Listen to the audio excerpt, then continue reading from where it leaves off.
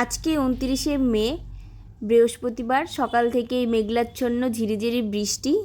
তো ভাবলাম আজকে কলকাতার কেষ্টপুরের শ্বশুরবাড়িতে বসে শ্বশুরবাড়ির সবাইকে বাংলাদেশের পদ্মাপাড়ের স্পেশাল মাওয়াঘাটের ভুনা খিচুড়ি, ইলিশ মাছ ভাজা, তার তেলে বেগুন ভাজা ও ধনেপাতা রসুনের ভর্তাটা নিজের হাতে করে সবাইকে খাওয়াই। তার জন্য আগে রান্না বান্না করতে হবে, তো সেটাই আমি করব আজকের ব্লগ ভিডিওতে। কেউ কিন্তু আমার ভিডিওটা স্কিপ করে দেবেন না, সবাই আমার রান্না বান্নাগুলো দেখুন। হ্যালো সবাইকে, সবাই কেমন আছেন? আশা করি সবাই খুব ভালো আছেন, আমরাও সবাই খুব ভালো আছি। আজকে রান্নাঘর পুরো আমার দখলে, কারণ আজকে দুপুরবেলার যত রান্না আছে আমি সব করবো। হচ্ছে ভুনা খিচুড়ি, ইলিশ মাছ ভাজা, বেগুন ভাজা, তার সাথে ধনেপাতা আর রসুনের একটা ভর্তা করব। ওয়েদারটা খুবই আবছা, মেঘলাচ্ছন্ন, ঝিরিঝিরি বৃষ্টি। ভাবলাম এই ওয়েদারে এই খাবারটাই আর কি পারফেক্ট। তো চলুন যাই রান্না করি। রান্নার ক্ষেত্রে যদি কোনো ভুল কিছু বলি বা যাই হোক না কেন, তার জন্য প্রথমে আর কি ক্ষমা প্রার্থী, ভুল ত্রুটি মার্জনীয়। তো চলুন যাই আমি রান্নাটা করি। রান্না করার আগেই আমি সব কিছু একদম রেডি করে রেখেছি, যেন রান্নার সময় কোনো কিছু না হয়, দেরি না হয় বা কাটাকুটি করতে না হয়। তো এই জন্য আছে চাল, ডাল আর হচ্ছে আলু ভুনা খিচুড়ির জন্য। এখানে আছে ধনেপাতা, লঙ্কা, রসুন, ধনেপাতা বাটা করব ভর্তা। এই তো বেগুন নুন হলুদ দিয়ে মাখানো আছে, বেগুন হলুদ মাখানো আছে ইলিশ মাছ ভাজার জন্য। আর এইখানটাতে আছে সালাদ, একটা অন্যরকম সালাদ করে রেখেছি, এটাও শেয়ার করব খাওয়ার সময়। পেঁয়াজ রসুন কাটা, সব লঙ্কা যা ফোড়নে লাগবে, নুন হলুদ। আর এইখানটাতে কড়াইটাও আমি বসিয়ে দিয়েছি, আর তার সাথে রেখে দিয়েছি 1 হাঁড়ি জল খিচুড়ি রান্নার জন্য গরম করব। তো চলুন যে এবার রান্নাটা স্টার্ট করি। প্রথমেই আমি এই পাশের যে চুলাটা আছে এইখানটাতে একটু আর চুলাটা অন করে নিলাম। জলটা গরম হোক, খিচুড়ি রান্নার ক্ষেত্রে লাগবে। এরপরে আমি আমার কড়াইটা ব্যবহার করব। কড়াইটাও জল দিয়ে ধুয়ে ভালো করে রেখেছি। গ্যাসটা জ্বালিয়ে দিলাম, কড়াইটা গরম হয়ে গেছে। এবার আমি তেলটা দেব, খাঁটি সর্ষের তেল একদম। এখানে এসে তো আমি সর্ষে তেলই সব রান্নাবান্না খাওয়া হচ্ছে, কারণ এখানকার সবাই বেশিরভাগ লোকজন সর্ষের তেলেই আর কি রান্নাবান্না করে, সাদা তেল কিছু কিছু ক্ষেত্রে ব্যবহার করে। দিয়ে দেবো তেজপাতা, শুকনো লঙ্কা, একটু গরম মশলার ছাল, আর হচ্ছে এলাচ, একটা লবঙ্গ, একটু হচ্ছে গিয়ে জিরে ফোড়নে, আর হচ্ছে আদা বাটা।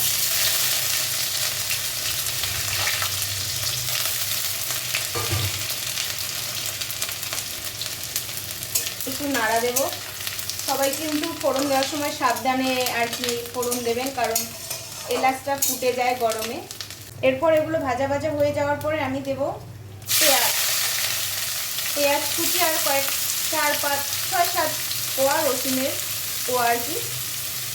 এটা দিয়ে নাড়াচাড়া করব। তার সাথে আমি দেব কয়েকটা চেরা শুকনো লঙ্কা,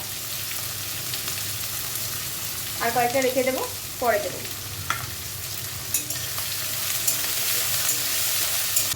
পেঁয়াজ লঙ্কা ফোড়নে যা যা দিয়েছিলাম সব কিছু ভাজা ভাজা হয়ে গেল। তো এখানে আছে হলুদ গুঁড়ো, একটু জিরে গুঁড়ো, একটু ধনে গুঁড়ো, জাস্ট ভুনা খিচুড়ির টেস্টটা বাড়ানোর জন্য আমি দিয়ে দেবো। সব গুঁড়োগুলো এখানেই দিয়ে দেবো, দিয়ে একটু ভাজা ভাজা করে তারপরে চাল ডাল যে আলুটা আছে সেইটা দেবো। এইখানে আছে চাল ডাল আলু, 2 রকমের ডাল আছে, মুসুর ডাল আর হচ্ছে গিয়ে মুগ ডাল আর আলু। সব কিছু ধুয়ে ভালো করে ছাঁকনির মধ্যে ঝরা দিয়ে রেখেছি, যাতে আর কি ভুনা যে করব সেটা ভালো হয়। নুনটা দিতে হবে পরিমাণ মতো। সব কিছু দিয়ে ভালোভাবে নাড়াচাড়া করে নেব। আর ভুনা খিচুড়ি বা পোলাওয়ের ক্ষেত্রে চালটা সবসময় ভালো করে ধুয়ে ঝরা দিয়ে রাখতে হয়, তাহলে যে ভাজা ভাজা করা যায় ওইটা ভালো হয়, আর পোলাও বা খিচুড়ি ঝরঝরে হয়। চাল ডাল আলু যতটুকু ভাজা বা কষানো করা দরকার সেটা করে নিলাম। এবার আমি গরম জল দিয়ে দেবো পরিমাণ মতো। প্রথমেই তো আমি দেখালাম যে গরম জল বসিয়েছিলাম।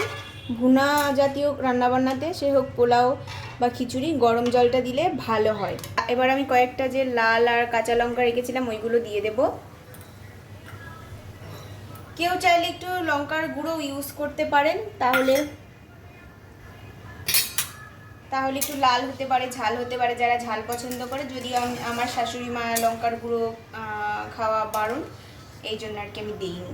ঢাকনা দিয়ে ঢেকে দেবো ভালো করে, যাতে ভাপে ভাপে আস্তে আস্তে সেদ্ধ হয়। খিচুড়ি তো প্রায় হয়েই এলো। তো এবার আমি এই চুলাটাতে বসিয়ে দেব ইলিশ মাছ ভাজবো। ফ্রাই প্যানটা ধুয়ে আমি বসিয়ে দিয়েছি, একটু গরম হোক। অনেকটাই গরম হয়ে গেছে। এবার আমি তেলটা দিয়ে দেব। মাছগুলো এক এক করে দিয়ে দিয়েছি। কত সাহস, হাত দিয়ে ইয়ে করছি, যদি অতটা গরম না। যাই হোক, এটা একটু ভাজা হতে থাকুক। আমি দেখি খিচুড়ির কি অবস্থা। ঢাকনাটা খুলি, একটু নাড়া দেই, না হলে নিচে আর কি লেগে যাওয়ার সম্ভাবনা থাকতে পারে। ইলিশ মাছটা অত ভাজতে নেই, তাহলে ঘ্রাণটা চলে যায়, যা শুনে এসেছি ছোটোবেলা থেকে। এই হচ্ছে আমার ইলিশ মাছ হয়ে গেলে এবার বেগুন দিয়ে দেবো। এক এক করে দিয়ে দেব সব বেগুনগুলো।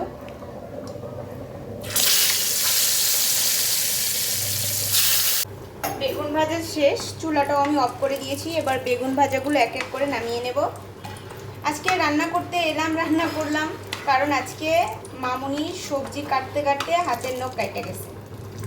রান্না করার কথা ছিল চিংড়ি দিয়ে, লাউ দিয়ে, এই সব। তো পরে ভাবলাম ইলিশ মাছ আয়না রাখতে বাপি ঘরে, খিচুড়ি দিয়ে খাইতেও ইচ্ছে করতেছে। তার মধ্যে ওয়েদারটা আজকে বৃষ্টি বৃষ্টি, আচ্ছা মেঘলা।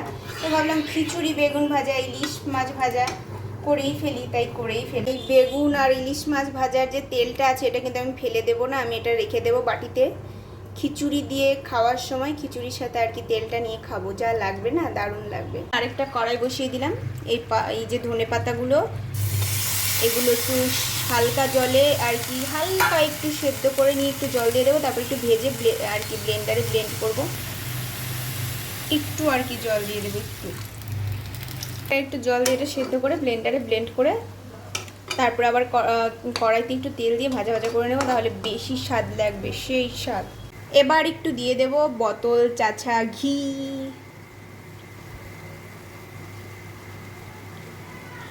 শাশুড়ি মা ঘি পছন্দ করে খিচুড়িতে, দিয়ে দিলাম। আমি একটু ইলিশ মাছের তেলও দিয়ে দিয়েছি, সব দিয়ে। তো চলুন যাই, খাওয়ার পর বলতে পারবো কেমন হয়েছে। আগে তো রান্না কমপ্লিট করি। সব কিছু ব্লেন্ড করে আবার একটু কড়াইতে যে তেলটা ছিল ওটার মধ্যে নাড়াচাড়া করে নিচ্ছি, জাস্ট একটু টেস্টটা বাড়ানোর জন্য। এই তো আমার সব রান্না বান্না হয়ে গেছে। ঝরঝরে খিচুড়িটা একটু ঝরঝরে কম করেছি, কারণ আমার শাশুড়ি মতো ঝরঝরে খেতে পারে না, সব কিছুই চিন্তা করতে হবে। তো যাই হোক, ইলিশ মাছ ভাজা করেছি, বেগুন ভাজা করেছি, ইলিশ মাছের তেল আছে, ধনেপাতা, রসুন, লঙ্কার ভর্তা, আর এই হচ্ছে একটা স্যালাড। অন্যরকমভাবে সব কিছু চারকোনা কুচি কুচি করেছি লেবু দিয়ে, নুন দিয়ে। এই ছিল আমার আজকে দুপুরের মেনু। আমার রান্নাগুলো তোমাদের কেমন লাগলো, বা আমার ভিডিও তোমাদের কেমন লাগে? ভালো লাগলে অবশ্যই একটু লাইক কমেন্ট শেয়ার করো। আর যদি মনে হয় কোনোটা ঠিকঠাক একটু ধরিয়ে দিতে হবে, সেটাও ধরিও। তো রান্নাগুলো কেমন লাগলো আজকে একটু জানিও। তো সবাই ভালো থেকো, সুস্থ দেখো। দেখা হবে নেক্সট কোনো ব্লগ ভিডিওতে। তো টাটা।